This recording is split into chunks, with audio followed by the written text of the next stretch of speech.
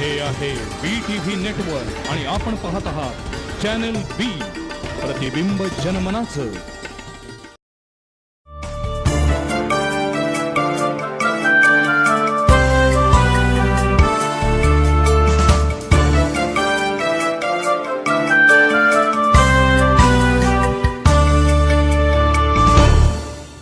नमस्कार. संवाद प्रतिवाद आमच्या विशेष कार्यक्रमामध्ये आपल्या सगळ्यांचं मनापासून स्वागत. एक पूर्वापार असं म्हटलं जातं की आरोग्यम धनसंपदा, म्हणजे सगळ्यात मोठी संपत्ती काय असेल तर आरोग्य. उत्तम आरोग्य असेल तरच बाकीची सर्व सुख अनुभवता येतात, उपभोगता येतात. गेल्या काही वर्षात काय झाले की माणूस पैशाच्या मागे इतकं धावायला लागला की मग कालावधीनंतर त्या पैशाचा त्याला उपभोग घ्यायला सुद्धा वेळ मिळाला नाही आणि मग धावण्यासाठी पैसा खर्च होऊ लागला. म्हणजे मग एखादा जिम जॉईन कर, मग ते काय ट्रेडमिल घरात आण, अशा वेगवेगळ्या पद्धतीनं आपलं आरोग्य चांगलं ठेवण्यासाठी धडपडू लागला. पण मुळात आपली आहारशैली काय आहे, आपली जीवनशैली काय आहे, आपण नेमकं काय खातोय, आपण नेमकं कशा पद्धतीनं जगतोय, किती ताणतणाव झेलतोय, या सगळ्याचा विचार करण्याची सुद्धा आता आपल्याला फुरसत नाही आहे, अशी एकूण परिस्थिती आहे. कारण सध्याचं युग हे स्पर्धेचं युग आहे, ताणतणावाचं युग आहे असं आपण सगळेजण म्हणतो आणि तसंच वागतो. आणि या सगळ्या पार्श्वभूमीवरती संपूर्ण जगामध्ये एक आजार झपाट्यानं वाढू लागला आहे. तो आहे मधुमेह, म्हणजेच डायबिटीस. खरं तर काही वर्षापूर्वी डायबिटीसला श्रीमंतांचा आजार म्हटलं जायचं, पण आता डायबिटीस ज्या पद्धतीनं वाढायला लागलेला आहे आणि त्याची ग्रोथ जी काही आहे ती बघितल्यानंतर आपल्याला मधुमेहाबद्दल प्रत्येकानंच काळजी घेतली पाहिजे, खबरदारी घेतली पाहिजे असं आम्हाला वाटलं आणि म्हणून आज आम्ही हा एपिसोड करतोय. आणि त्यासाठी आज आमच्या स्टुडिओमध्ये आलेले आहेत सुप्रसिद्ध मधुमेह तज्ज्ञ डॉक्टर राजेश देशमाने. त्याचबरोबर आपला आहार कसा असावा, आपण नेमकं रोज जे काही खातो त्याचा आपल्या शरीराला किती उपयोग आहे आणि किती त्याचा त्रास आहे याबद्दल आम्हाला माहिती जाणून घ्यायची आहे. त्यासाठी आज आमच्या स्टुडिओमध्ये आहेत आहार तज्ज्ञ डॉक्टर आदिती देशमाने. नमस्कार. आणि सगळ्यात महत्त्वाचं म्हणजे आपण गेल्या कित्येक वर्षामध्ये व्यायामच विसरत चाललेलो आहे अशी परिस्थिती आहे. एकीकडं लोक हेल्थ कॉन्शियस होत चाललेली आहेत, ही गोष्ट खरी आहे, पण दुसरीकडं आपलं सध्याची एकूण जी काही लाईफस्टाईल आहे त्याच्यामुळं आपल्याला व्यायामाला वेळच मिळत नाही अशी सुद्धा परिस्थिती आहे.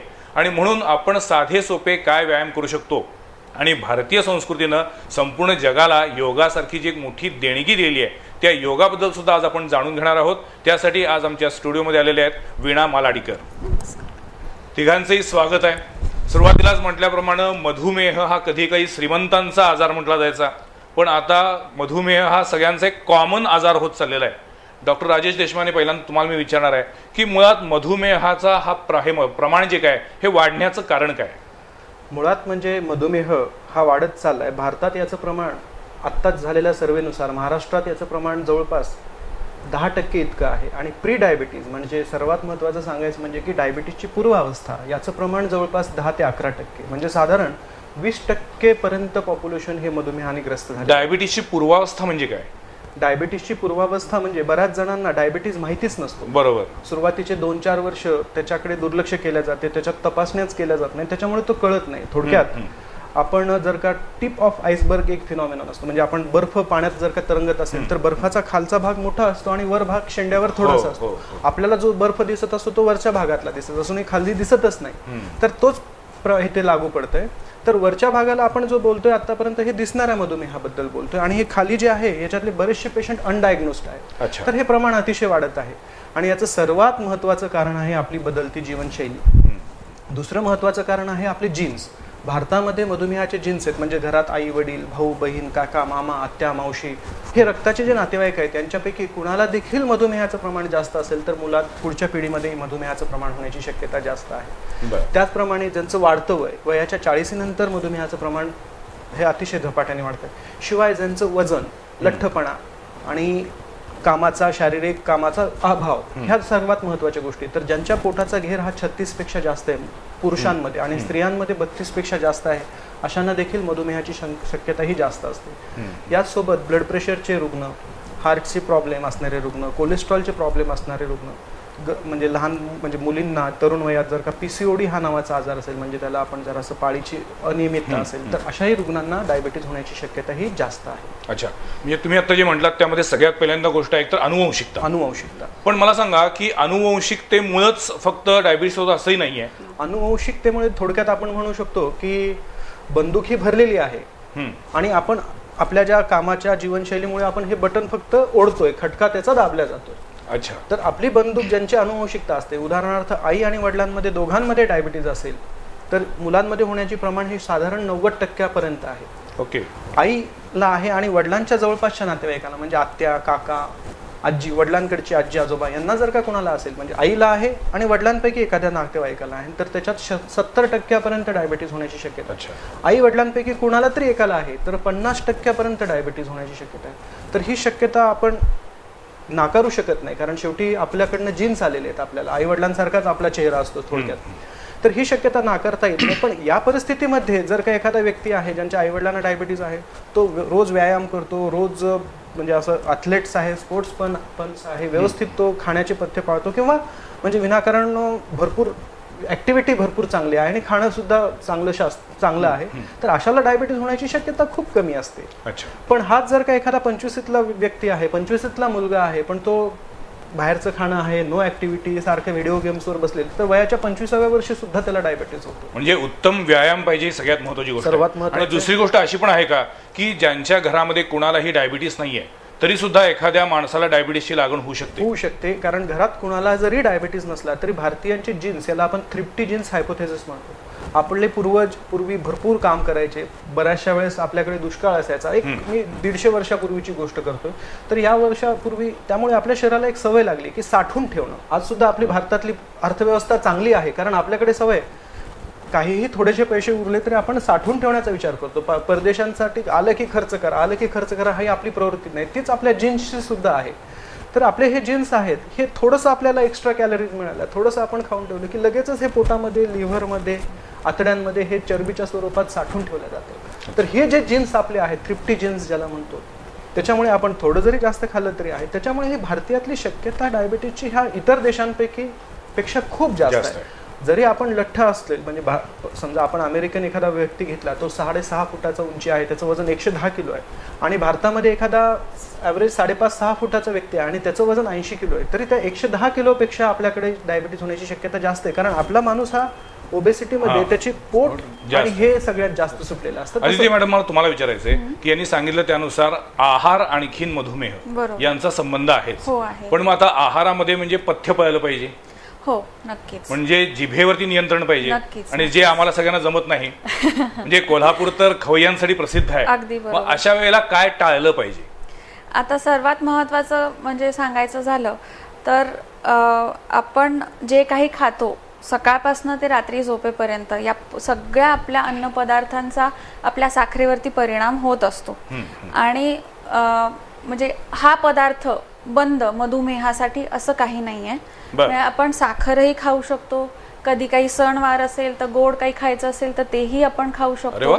फक्त एवढंच एक महत्वाचं आहे की आपण जे काही खातो त्यातनं साखर तयार होत असते, कारण glucose is the only energy source. म्हणजे आपण जे काही काम करतो, आपल्याला काम करताना जी ऊर्जा लागते ती आपण साखरेतनंच मिळवतो. तर पूर्ण दिवसभरासाठीचा हिशोब असतो, म्हणजे कॅलरीजमध्ये आम्ही तो मोजतो.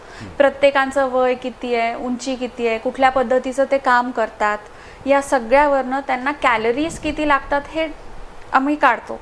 आणि त्या कॅलरीजचा तेवढा आम्ही जर त्यांना खाण्याबद्दलचं सांगितलं, मग त्याच्यात गोड सुद्धा येऊ शकतं, भात सुद्धा येऊ शकतो, आंब्याच्या सीझनमध्ये आंबे सुद्धा येऊ शकतात. पण मला सांगा, एका साधारणपणे 25 ते 30 वर्षाच्या माणसाला सरासरी रोज किती कॅलरी लागतात? साधारण जर म्हणजे स्त्री असेल तर तिला 1800 कॅलरीज पर्यंतची गरज असते, बैठ्या प्रकारचं काम तिचं असलं तर. आणि पुरुषांना ती 2000 ते 2200 कॅलरीज पर्यंतची गरज असते. तेवढ्या कॅलरीज इंटेक व्हायला पाहिजे. जर त्यांचं वजन त्यांच्या उंचीनुसार योग्य असलं तर. जर ते लठ्ठ असतील, म्हणजे उंचीपेक्षा त्यांचं वजन जास्त असेल गरजेपेक्षा 10%, तर त्यांना कॅलरीजची गरज मग कमी भासते.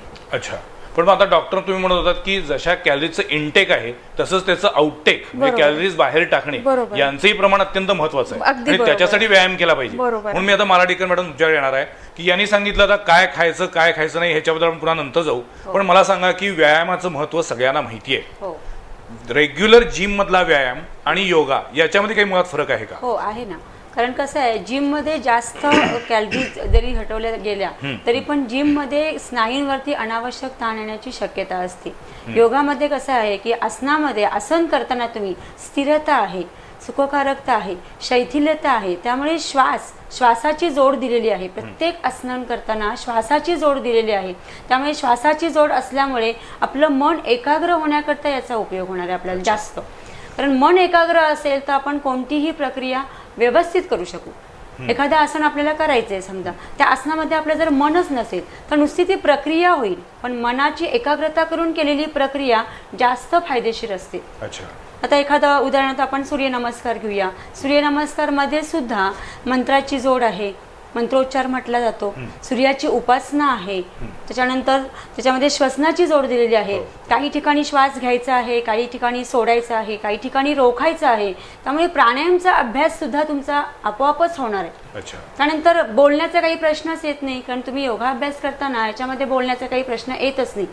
कारण विशेष करून आपण जिम मध्ये बघितलं तर थोडंसं बोलत थोडंसं आपण करू शकतो. पण काय जिम मध्ये कधीही माणूस जाऊ शकतो आणि सगळ्यात महत्वाचं म्हणजे कुठल्याही वयाचा माणूस जाऊ शकतो.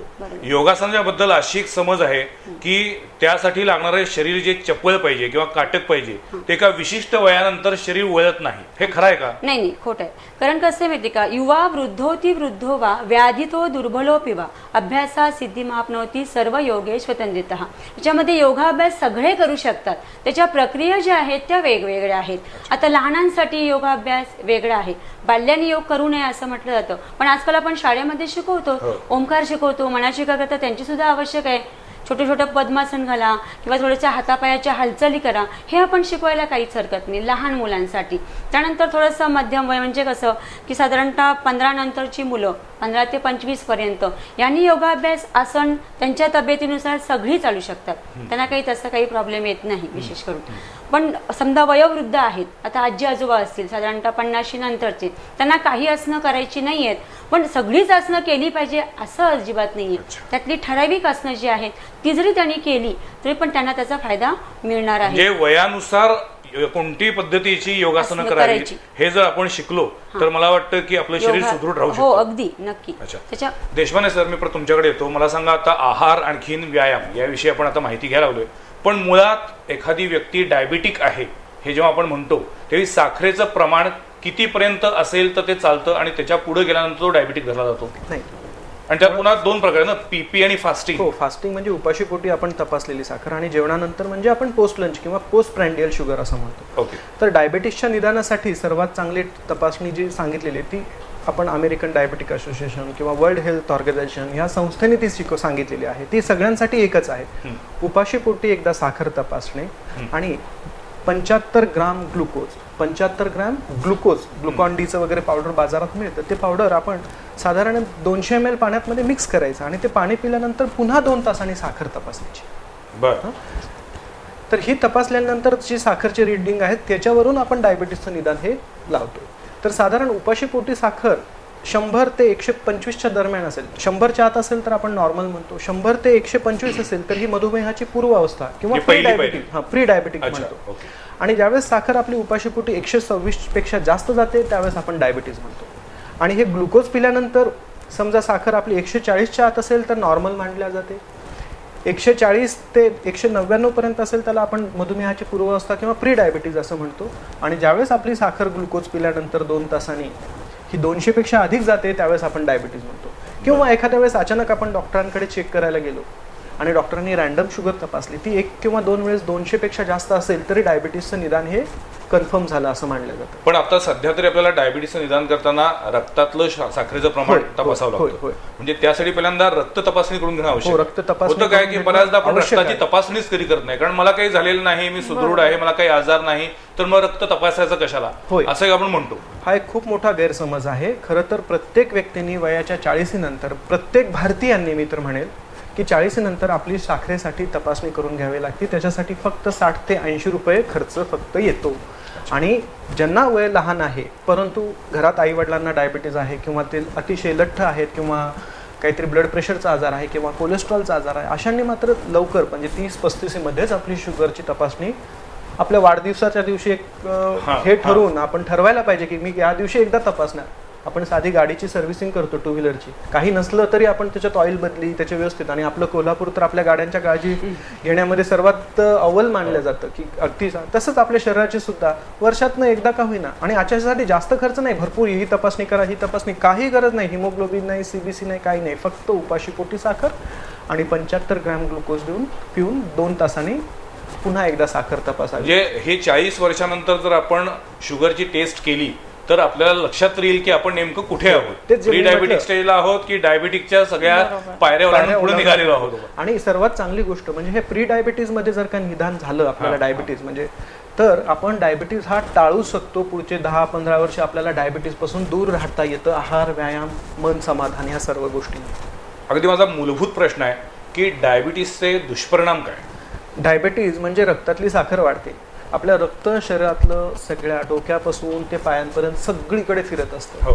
आणि तसंच त्यामुळे डायबिटीजच्या शरीरावर आपल्या दुष्परिणाम डोक्यापासून डोक्याच्या केसापासून ते पायांच्या नखापर्यंत सगळीकडे होत राहतात. सर्वात म्हणलं तर मेंदूमध्ये बघितलं तर आपल्याला मेंदूच्या रक्तवाहिन्या बारीक होऊन पक्षाघाताची शक्यता वाढते. डोळ्यांच्या रक्तवाहिन्या बारीक बारीक रक्तवाहिन्यात असतात, ह्या फुटून तिथे इस्केमिक झोन तयार होऊन तिथे रेटिनोपॅथी आणि परमनंट ब्लाइंडनेस होण्याची म्हणजे कायमचा अंधत्व येण्याची शक्यता वाढते. आपण तेच जर का थोडंसं हृदयाकडे आलो तर हृदयविकार होण्याची शक्यता ही डायबिटीजमध्ये सर्वात जास्त असते. पोटाकडे गेलो तर पोटाचा विचार केला तर बऱ्याचशा डायबिटिक पेशंटला संडास साफ होत नाही, खडे होत राहतात. त्या नसांवर त्याचे वाईट परिणाम होतात, नर्वस सिस्टीमवर. आणि त्याच्यामुळे पोटाच्या नसा वीक होऊन संडासचे आजार किंवा संडास साफ न होणं, खडे होणं हा त्रास होतो. थोडंसं आपण आणखीन खाली गेलो तर बऱ्याचशा पेशंटला लैंगिक कमजोरी जाणवते. आणखीन आपण खाली सरकत गेलो तर पायांच्या रक्तवाहिन्या बारीक होतात, चालताना पाय दुखतात. बऱ्याचशा पेशंटला तळपायांचे सेन्सेशन नसा खराब होऊन कमी होतात व त्यामुळे पायांना जळजळपणा वगैरे होऊन सेन्सेशन कमी होऊन पायांच्या पूर्ण शरीरावर पोखरणारा आजार आहे. थोडक्यात आम्ही म्हणतो मधुमेह म्हणजे आपल्या लाकडाला लागलेल्या वाळवीसारखा आजार आहे.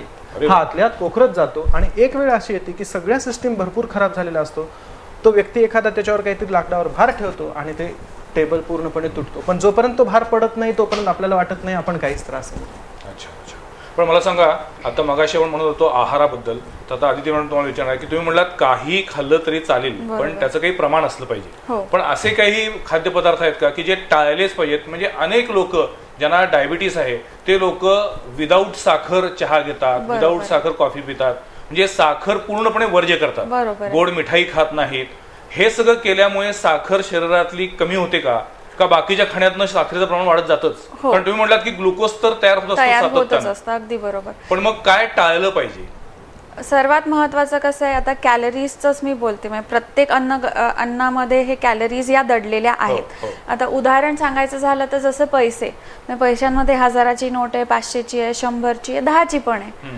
किंमत एकच कागदाचा तुकडा आहे पण किंमत वेगवेगळी आहे. 1000चा एकच कागदाचा तुकडा आहे पण किंमत जास्त आहे. तेच जर तुम्ही 10 रुपयाचं बंडल बघितलं, पैसे दिसताना भरपूर दिसतात पण किंमत त्याची 1000च भरते. तसंच जेवणामध्येही सगळे अन्नपदार्थ आहेत ज्याच्या सगळ्यांमध्ये साखर आहे. ते 1000च्या काही पदार्थ आहेत जे 1000च्या नोटेसारखे आहेत. वापरताना आपण अगदी थोड्या प्रमाणात वापरतो पण तरी त्यातून मिळणारी जी साखर आहे किंवा कॅलरीज आहेत त्या भरपूर आहेत. ते म्हणजे तेल, तूप, शेंगदाणे, तीळ, खोबरं, तळलेले पदार्थ. आता कोशिंबीर म्हणजे कसं, आता कोशिंबिरीमध्ये दाण्याचं कूट 1-2-3 चमचे घातलं किंवा त्याचे कॅलरीज जे आहेत ते खूप दिसताना अगदी एवढंच दिसतंय. किंवा चपातीला अनेक गृहिणींना मी सांगू इच्छितो की भरमसाठ दाण्याचं कूट घातलं म्हणजे मग तो पदार्थ टेस्टी झाला असं नाही. अगदी बरोबर आहे. आणि रात्र असे म्हटलं जातं की जे जिभेला चांगलं वाटतं ते शरीराला चांगलं. बरोबर आहे. तर सर्वात महत्वाच्या या तेलकट तुपकट गोष्टी आपण कमी करायला हव्या. जसं तुम्ही मगाशी म्हटलात की चहामधली साखर बंद करतात, पण मग बरेच जण असं काय करतात, त्या चहाला चव लागावी म्हणून दुधाचं प्रमाण वाढवतात. आता आपल्या इथलं म्हशीचं दूध कोल्हापूरचं म्हटलं तर साधारण 9-10% फॅट आहे. पिशवीचं म्हटलं तर ते 60% असतं. मग समजा आता 100 ml दूध म्हशीचं जर आपण घेतलं तर साधारण 120 कॅलरीज त्यातनं आपल्याला मिळतात. जेव्हा आपण रेग्युलरली आपल्या घरी आपण चहा करतो तो निम्म दूध आणि निम्म पाण्याचा असतो. म्हणजे 50% म्हणजे 50 ml समजा आपण त्याच्यात दूध घेतलं तर 60च कॅलरीज आपल्याला दुधातल्या मिळाल्या. आणि जर त्याच्यात आपण एक छोटा चमचा साखर घातली तर त्या एका छोट्या चमचा साखरमधनं 20 कॅलरीज मिळतात. म्हणजे 60 आणि 20 होतात 80 कॅलरीज. पण लोक साखर खायची नाही म्हणून साखर बंद करतात, म्हणजे 20 कॅलरीज कमी करतात आणि 60 दुधाचं प्रमाण वाढवून 60 कॅलरीज ऍड करतात. आणि मग प्रश्न विचारतात मी साखर तर पाक बंद केली आहे तरी माझी साखर रक्तातली का वाढते. कोल्हापुरी वाक्य सांगितलं, पाक बंद केली. काय झालेलं आहे, महाराष्ट्राला ऊसाचा किंवा साखरेचा लढा नवीन नाहीये, पण आपल्या शरीरातल्या साखरेविरुद्धचा लढा आपण कधीच विचारानं लढत नाही आणि म्हणून दिवसेंदिवस डायबिटीसचे रुग्ण वाढत चाललेले आहेत. ही चर्चा यापुढे चालू ठेवूया, पण त्यापूर्वी एक छोटासा ब्रेक. पाहत रहा संवाद प्रतिवाद.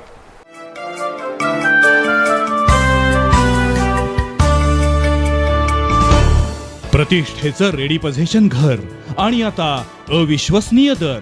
पूजा बिल्डर्स अँड डेव्हलपर्स रौप्य महोत्सवी वर्षात देत आहे 11 भाग्यवंतांसाठी खास ऑफर. नियोजित वंडर 11 मधील 7व्या मजल्यापर्यंतचे फ्लॅट रेडी आणि संधी थोडी. भाग्यवान ग्राहकांना मिळेल भाग्यशाली ऑफर. वॅट, सर्व्हिस टॅक्स आणि अन्य कोणतेही चार्जेस नाहीत. या, प्रत्यक्ष पहा, बुकिंग करा आणि लगेच राहायला या. नागाळा पार्कातील वंडर 11 मध्ये 7 मजल्यापर्यंतच्या मोजक्याच फ्लॅटसाठी ही ऑफर, तीही मर्यादित कालावधीसाठी. अधिक माहितीसाठी संपर्क Pooja builders and developers, Nagala park, Kolhapur. Phone 268-8303. Style, fashion, comfort, feel, blue man. पुरुषांचे व्यक्तिमत्व खुलवणारे, रुबाबदार बनवणारे प्युअर कॉटनचे, प्लेन, चेक्स आणि लाइनिंगचे एकापेक्षा एक आकर्षक शर्ट्स. ब्लू मॅन 100% एक्सपोर्ट होणारे दर्जेदार इटालियन फॅब्रिक, मजबूत स्टिचिंग, परफेक्ट फिटिंग. यामुळेच ब्लू मॅन शर्ट्स बनतात तुमच्या व्यक्तिमत्वाची ओळख. ब्लू मॅन शर्ट्सचे फॅक्टरी आउटलेट असलेले राजारामपुरी 3ऱ्या गल्लीतील श्री महावीर गारमेंट्स सादर करत आहे ब्रँड प्रमोशन ऑफर. 1 शर्ट खरेदीवर 1 शर्ट फ्री मिळवा. 2 शर्ट खरेदीवर 3 शर्ट फ्री मिळवा आणि 3 शर्ट खरेदीवर तब्बल 5 शर्ट मिळतील फ्री. अशी संधी नेहमी येत नाही. आजच राजारामपुरी 3ऱ्या गल्लीतील महावीर गारमेंट्सच्या शोरूमला किंवा पुणे बेंगलोर हायवे उजळाईवाडी येथील ब्लू मॅन फॅक्टरीला भेट द्या. Blue man, the name for trust, quality, style and elegance. प्रतिष्ठेचं रेडी पोझिशन घर आणि आता अविश्वसनीय दर. पूजा बिल्डर्स अँड डेव्हलपर्स रौप्य महोत्सवी वर्षात देत आहे 11 भाग्यवंतांसाठी खास ऑफर. नियोजित वंडर 11 मधील 7व्या मजल्यापर्यंतचे फ्लॅट रेडी आणि संधी थोडी. भाग्यवान ग्राहकांना मिळेल भाग्यशाली ऑफर. वॅट, सर्व्हिस टॅक्स आणि अन्य कोणतेही चार्जेस नाहीत. या, प्रत्यक्ष पहा, बुकिंग करा आणि लगेच राहायला या. नागाळा पार्कातील वंडर 11 मध्ये 7 मजल्यापर्यंतच्या मोजक्याच फ्लॅटसाठी ही ऑफर, तीही मर्यादित कालावधीसाठी. अधिक माहितीसाठी संपर्क Pooja builders and developers, Nagala park, Kolhapur. Phone 268-8303.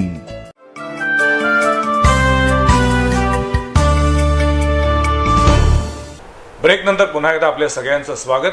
संवाद प्रतिवाद मध्ये आज आपण बोलत आहोत डायबिटीस या विषयावरती. मधुमेह हा आजार ज्या पद्धतीनं आणि ज्या प्रमाणात वाढत चाललेला आहे ते प्रमाण अत्यंत चिंताजनक आहे आणि आपली एकूणच बदललेली जीवनशैली, आहारशैली याच्याबद्दल आज आपण माहिती करून घेणार आहोत. देशपांडे सर, मला सांगा की आहार आणखीन व्यायाम यांच्या बरोबरीनं ताणतणाव हे सुद्धा वाढलेले आहेत, बदललेले आहेत आणि या टेन्शनमुळे सुद्धा शरीरातील साखरेचं प्रमाण कमी जास्त होत असतं का? होय, आपल्या शरीरामध्ये इन्सुलिन हे हार्मोन जे आहे, इन्सुलिन जे आहे हे साखर कमी करण्यासाठी काम करतं. अच्छा. आणि याच्या विरुद्ध काम करणारे भरपूर हार्मोन्स आहेत. उदाहरणार्थ आपल्याला ज्यावेळेस टेन्शन येतं, कुठल्याही एखाद्या गोष्टीचा राग येतो किंवा एखादी आपल्या बाजूने अचानक फास्टपणे गाडी जाते, अशा वेळेस आपल्या शरीरात कॅटेकोलामाइन्स नावाचे हार्मोन्स तयार होतात. ॲड्रेनालिन, नॉरॲड्रेनालिन म्हणून हार्मोन असतात. हे किडनीच्या वरती एक ग्रंथी असते, त्याच्यातनं तयार होत राहतात. आपल्या शरीरात हे थायरॉइडचं एक हार्मोन आहे. आपल्या मेंदूमधने आणखीन इतर हार्मोन्स तयार होतात. तर ह्या एक रस्सीखेच चालू असते शरीरात आपल्या. एका बाजूला फक्त इन्सुलिन हे एकच असं हार्मोन आहे जे की आपली साखर कमी करण्यास मदत करतं बरं. आणि हे बाकीचे सगळे ग्लुकॅगॉन आहेत, म्हणजे ॲड्रेनालिन, नॉर ॲड्रेनालिन, म्हणजे ज्याला आपण स्टेरॉइड हॉर्मोन्स असं म्हणतो, हे आपल्या त्या रस्सीला इकडे बाजूला उडतात, साखर वाढवण्यासाठी काम करतात. तर ही रस्सीखेच चालू असते. तर जे प्रमाण आपलं शरीरातलं असतं, तर हे जे ताणतणाव म्हणतो आपण, तर ह्या ताणतणावामध्ये शरीरातले जे साखर वाढवणारे हार्मोन्स असतात इतर, हे यांचं प्रमाण वाढलेलं असतं. कुठल्याही गोष्टीची अचानक भीती येणं, कुठल्याही गोष्टीचा त्रास, मानसिक त्रास होणं, किंवा आपल्या ह्या ताणतणावाच्या जीवनात आपण कॉम्पिटिशनचं युग आहे, ह्याच्यामध्ये हे हार्मोनचं बॅलन्स बिघडलं जातं. आणि शिवाय पण मग मला सांगा की ज्या पद्धतीनं काही विशिष्ट आहार घेतल्यानंतर एकदम साखर वाढते, तशा पद्धतीनं हे इन्सुलिन वाढवणारे काही आहार नाहीये? नाही, इन्सुलिन वाढवणारा आहार आतापर्यंत तरी उपलब्ध झालेला नाहीये. म्हणजे आता त्याच्यावरती संशोधन करावं लागणार आहे. करायला पाहिजे. इन्सुलिन वाढवणारं नाही, कारण आपल्याला शेवटी सगळ्यात हायएस्ट त्याचं औषध म्हणजे तर आपण बाहेरनं इन्सुलिन घेतो. हो, पण सगळ्यात महत्वाचं, काही डायबिटीजमध्ये इन्सुलिनचं प्रमाण हे कमी झालेलं सुद्धा असतं, आणि काही सुरुवातीच्या काळात त्याच्यातलं रेजिस्टन्स सुद्धा निर्माण झालेला असतो, अवरोध ज्याला आपण म्हणजे साखर कमी सुद्धा होऊ शकते. नाही, सांगायचं म्हणजे इन्सुलिन हे आपल्या डायबिटीजमध्ये जे डायबिटीजचं जे महत्वाचं कारण आहे, ह्याच्यात दोन गोष्टी होत असतात. एक, लहान मुलांचा जो डायबिटीज असतो, जो साधारण बालवयात होत असतो, त्याच्यामध्ये पूर्णपणे इन्सुलिन तयार होणं बंद होतं पॅनक्रियासमधनं. आणि जो प्रौढ वयातला डायबिटीज असतो, 35-40 मध्ये लठ्ठपणात झालेला, त्याच्यामध्ये डायबिटीजमध्ये इन्सुलिन तयार होत असतं, पण त्याचं प्रमाण गरजेपेक्षा कमी होतं. आणि दुसरी महत्वाची, त्याच्यातला रेजिस्टन्स वाढलेला असतो. म्हणजे आपल्या गाडीचं ॲव्हरेज जे आहे हे कमी झाल्यासारखं. म्हणजे एखादा आपलं 1 युनिट इन्सुलिन समजा 10 शुगर कमी आणत, 25 कमी आणत असेल, तर ते 1 युनिट इन्सुलिन फक्त 10 किंवा 5 कमी आणत. लक्षात. पण मला सांगा, जसं ब्लड प्रेशरमध्ये हाय ब्लड प्रेशर आणि लो असतं, तसं साखरेमध्ये पण असतं ना, की हाय झाली आणि लो पण झाली? हो, लो साखर होणं हे म्हणजे, साखर म्हणजे आपल्या शरीराचं ऊर्जा आहे, ती लो होणं सुद्धा चांगलं नसतं, आणि हाय राहणं सुद्धा चांगलं नाही. थोडक्यात आपल्याला ते तारेवरची कसरत करत चालणं हे डायबिटीसच्या जीवनात आहे. अच्छा अदिती मॅडम, तुम्ही हे काय काय घेऊन आलेला आहात? म्हणजे आता मगाशी तुम्ही सांगितलं आहाराबद्दल, परंतु हे कशासाठी सगळं आणलेलं आम्हाला सांगा ना. आता बरेच जण माझ्याकडे जे येतात ते म्हणतात की नाही, आम्हाला दुसरीकडे आहाराचा तक्ता दिलेला आहे, आम्ही त्या पद्धतीने हे करतो. म्हणजे सर्वात महत्त्वाचं मला सांगायचं की डायबिटीजसाठी कुठलाच असा छापलेला डाएट असं नाही आहे की तुम्ही हे 2 चपात्या खा, 1 वाटी भात खा, हे खा, ते खा. हे प्रत्येकांच्या माणसाने बदलत जातं, व्यक्तीने बदलत जातं, प्रत्येक माणसावरती बदलत जातं. आता बरेच जण म्हणतात की मी 2 चपात्या खातो, तरी माझी मग जेवल्यानंतरची साखर 200च्या पुढे किंवा 300 का जाते? तर त्यासाठी हे मी उदाहरण एक आणलेलं आहे की प्रत्येक घरातली चपाती ही वेगवेगळ्या आकाराची असते. मग कुठल्या 2 चपात्या कुठल्या आकाराच्या आहेत ते महत्त्वाचं आहे. आता इथे दाखवायचं झालं, जर हॉटेलमधली किंवा घरची कोल्हापूरची प्रॉपर जर चपाती बघितली आणि त्याचं वजन जर आपण केलं, तर साधारण ते 50 ते 60 ग्रामपर्यंत येतं.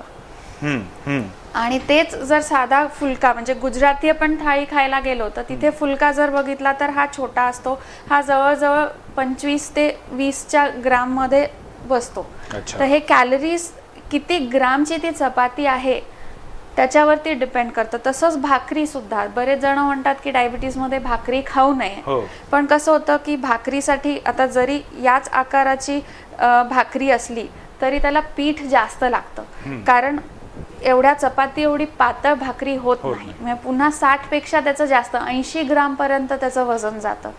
तर या ग्रामवरती त्याच्या कॅलरीज ठरतात, आणि त्या कॅलरीजवरनं आपल्याला रक्तात किती साखर मिळते हे ठरतं. पण वजन आणखीन कॅलरी यांचा संबंध आहे? अगदी अगदी. म्हणजे 100 ग्राम जर तुम्ही गव्हाचं पीठ घेतलं तर त्याच्यात 320 कॅलरीज मिळतात. मग आता ही 20 ग्रामची असेल तर त्याप्रमाणे, 50 ग्रामची आहे तर मग 150. पण मग मला सांगा की या पद्धतीनं जर आहार घ्यायचा झाला तर माणूस उपाशी नाही राहणार? नाही, म्हणजे सगळं करायचं पोटासाठी असं आपण एकीकडे म्हणतो, आणि मग पोट मारूनच जगायचं का? नाही, आपण सगळे अन्न पदार्थ हे खाऊ शकतो, फक्त ऍडजस्टमेंट्स करणं गरजेचं आहे. म्हणजे जसं आता ट्रॅफिक रूल आहे की गाडीवरती 2 व्हीलरवरती 2च माणसं जाऊ शकतात, 3रा जाऊ शकत नाही. मग समजा 3घांना गाडीवरती बसलेत आणि पोलिसनी थांबवलं किंवा सिग्नल आला आहे, तर त्या 3घांमधल्या 2 यांना, ज्यांना अगदी गरजेचं आहे बाईकवरनं जाणं, त्यांनी जायला पाहिजे, नाही तर त्यांना फाईन पडेल.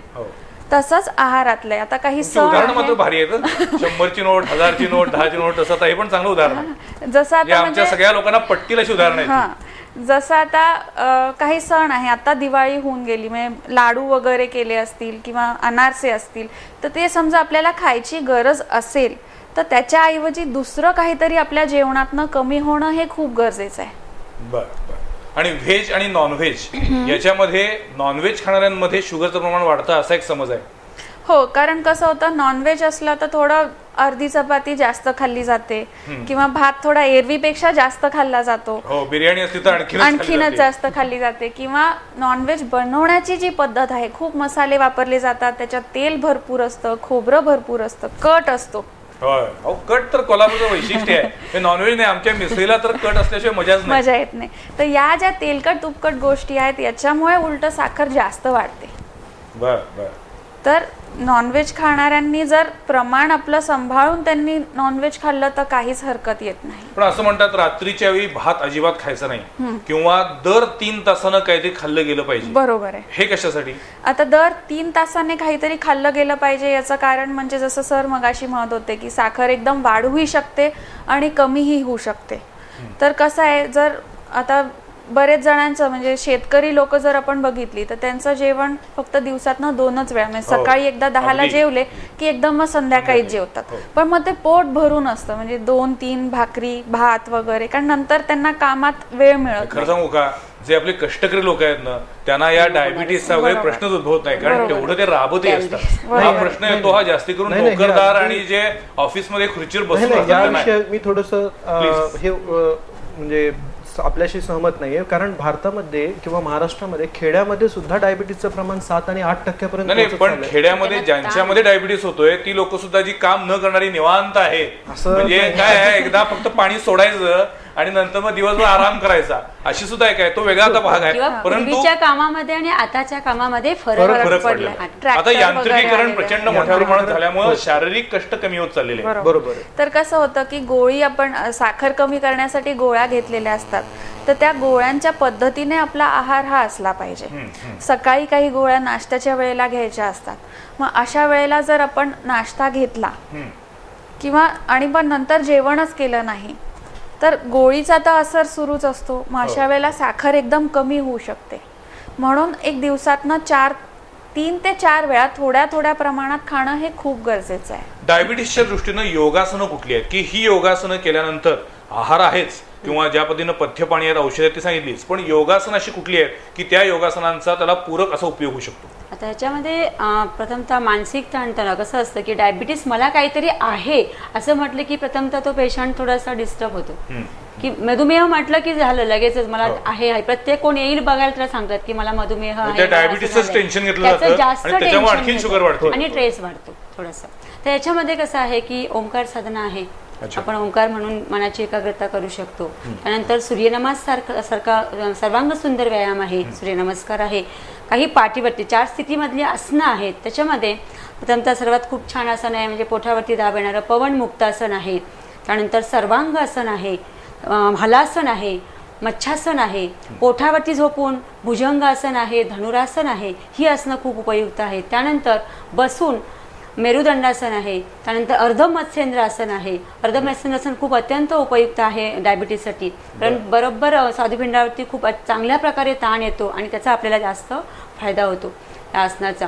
कारण कसं आहे की प्रत्येक वेळेला ताणदाब स्थिती निर्माण करून त्या स्नायूंची कार्यक्षमता जास्तीत जास्त कार्यक्षम होणं आवश्यक असतं, ते स्नायू आणि मनाची एकाग्रता.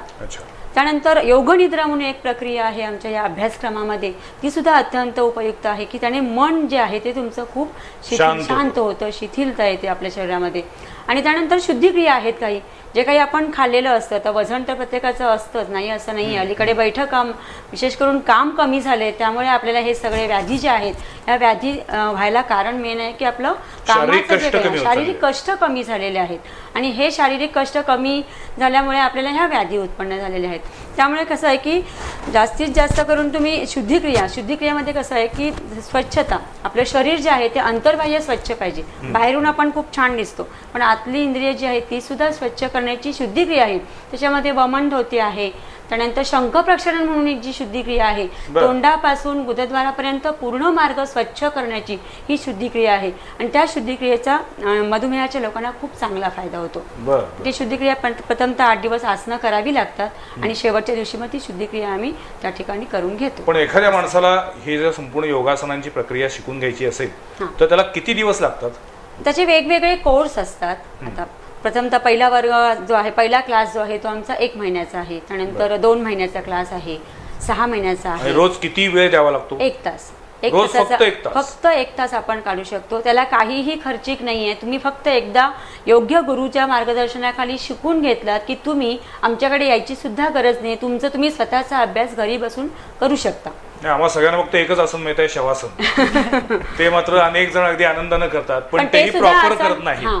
बरोबर. त्या म्हणजे शवासन आसनामध्ये म्हणजे आरामात फक्त नुसतं पडायचं. झोपून राहणे म्हणजे म्हणजे शवासन नाही, तर शरीरामध्ये शिथिलता महत्वाची. बरोबर. तुम्ही तुमच्या शरीराकडे लक्ष केंद्रित करून प्रत्येक अवयव शिथिल करणं म्हणजे शवासन आहे. नुसतं आपण शवासनामध्ये दोन्ही पायामध्ये अंतर घेतलं, हातांचे तळवेवरती बाजूला ठेवले किंवा मान डावीकडे उजवीकडे ठेवली म्हणजे शवासन झालं असं नाही. तर त्या प्रत्येक श्वासाकडे लक्ष देऊन आपले शरीर जे आहे ते शिथिल करणं महत्वाचं असतं. कुठलीही गोष्ट असेल ती शास्त्रशुद्धरित्या आणि अभ्यासपूर्ण केलीच व्यवस्थित. पाहिजे. हो. डॉक्टर साहेब, माझा शेवटचा प्रश्न आहे. मला सांगा की ज्या पद्धतीनं आपण आता आहाराविषयी माहिती घेतली किंवा योगासनांविषयी माहिती घेतली, असं शक्य आहे का की हे सगळं सांभाळलं तर कुठल्याही पद्धतीचं औषध न घेता डायबिटीस कंट्रोल होऊ शकतो का? होय.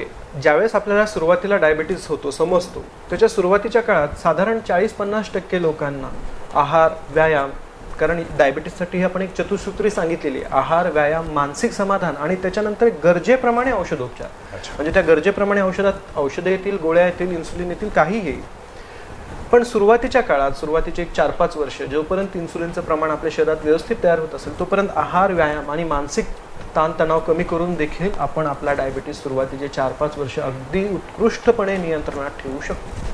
पण मी अशी काही उदाहरणं बघितलेली आहेत की ज्यांची शुगर 300-350च्या वरती गेलेली आहे आणि तरी सुद्धा 15-20 वर्ष ती लोक आरामात जगलेली आहेत. अशी सुद्धा अनेक लोक आहेत.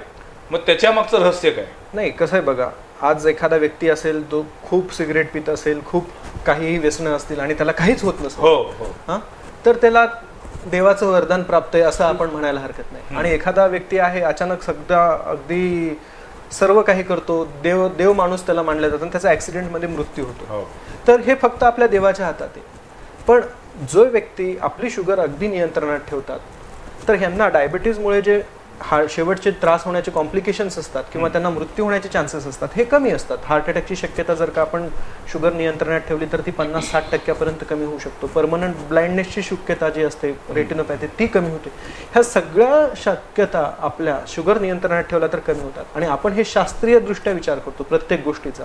आपण काही पण आता जी काही शुगरवरती किंवा म्हणजे डायबिटीसवरची जी काही औषधं आहेत त्याच्यामध्ये ॲलोपॅथी, होमिओपॅथी, आणखीन आयुर्वेदिक, या तिन्हीपैकी सगळ्यात प्रभावी असं औषध कोणाला सापडलेलं आहे अजून? सर्वात प्रभावी औषध एकच आहे, ते म्हणजे इन्सुलिन.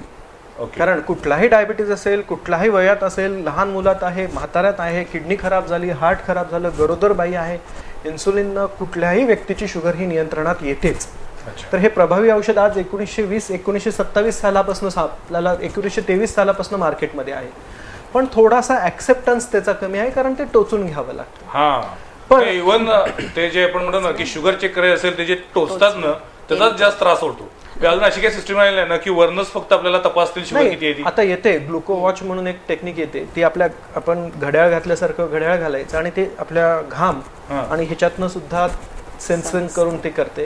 तर अशा पुष्कळ नवीन नवीन टेक्निक येत आहेत. आता इन्सुलिन घेण्याचं सुद्धा आता आम्ही बऱ्याचशा 5-6 पेशंटला इन्सुलिनचे पंप बसवलेले आहेत. पेजर सारखं जे पूर्वीचं डिव्हाइस असेल ते आपल्या इथे पोटाला कनेक्ट केलं जातं आणि 5 दिवसाला एकदा, 4 दिवसातनं एकदा, 5 दिवसातनं एकदाच त्याची निडल बदलावी लागते. त्याच्यात आम्ही इन्सुलिन 300 ml कॅन्युला असा भरून ठेवलेला असतो आणि ते 24 तास कंटिन्युअस सबक्युटॅनियस इन्सुलिन इन्फ्युजन असं म्हणतात त्याला. पण इन्सुलिन तोंडावाटे घेतलं जात नाही?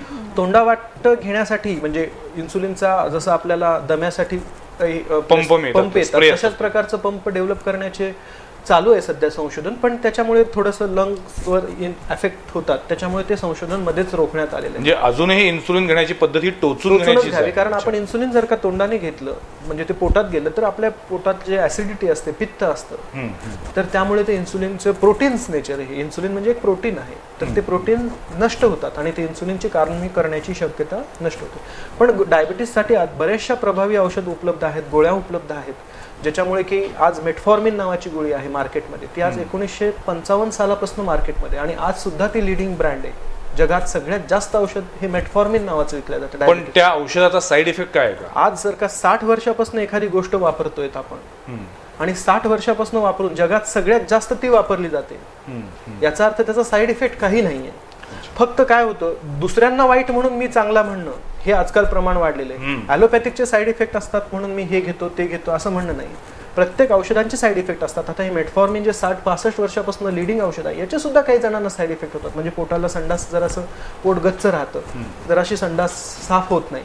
परंतु ते आम्ही लठ्ठपणाच्या डायबिटीजमध्ये त्याचा एक ऍडव्हान्टेज म्हणून वापरतो. कारण जर का पोट गच्च राहत असेल तर माणूस खाणं जेवायला कमी कमी होतं आणि वजन उतरण्यास मदत होते, तर आपण त्याचा फायदा करून घेत असतो. जे पॉझिटिव्ह अँगलने त्याकडे बघितलं होय. जातं. एकूणच आपण आता या चर्चेमध्ये बघितलं असेल तर डायबिटीस ही व्याधी दिवसेंदिवस ज्या पद्धतीनं वाढतीये आणि त्याच्यानंतर जी काही गुंतागुंत होते शरीरामधली ती अधिक घातक असते. आणि म्हणून जर प्रत्येकानं आपले विचार हे अधिक मोकळे ठेवले, कसलेही ताणतणाव घेतले नाहीत, योग्य तो आहार घेतला, त्याच्या संदर्भामध्ये आहार तज्ज्ञांकडे जाऊन मार्गदर्शन घेतलं आणि सगळ्यात महत्त्वाचं म्हणजे दिवसातला कमीत कमी 1 तास वेळ काढून जर व्यायाम केला, योगासनं केली तर डायबिटीससारख्या व्याधीला सुद्धा आपण दूर ठेवू शकतो. गेल्या काही वर्षामध्ये भारताला डायबिटीसची राजधानी अशा पद्धतीनं संपूर्ण जगभर ओळखलं जाऊ लागले आणि याला कारण केवळ आणि केवळ आपली बदललेली जीवनशैली आहे, आपली आहारशैली आहे. आज आमच्या स्टुडिओमध्ये तिन्ही मान्यवर आले आणि त्यांनी या विषयावरती आम्हाला जी काही माहिती दिली ती अत्यंत उपयुक्त आहे. मला सुद्धा ती उपयुक्त आहे. तेव्हा मी तुमचे सगळ्यांचे मनापासून आभार मानतो. पुढच्या सोमवारी पाहायला विसरू नका आणखीन एका विषयावरील चर्चा संवाद प्रतिवादमध्ये.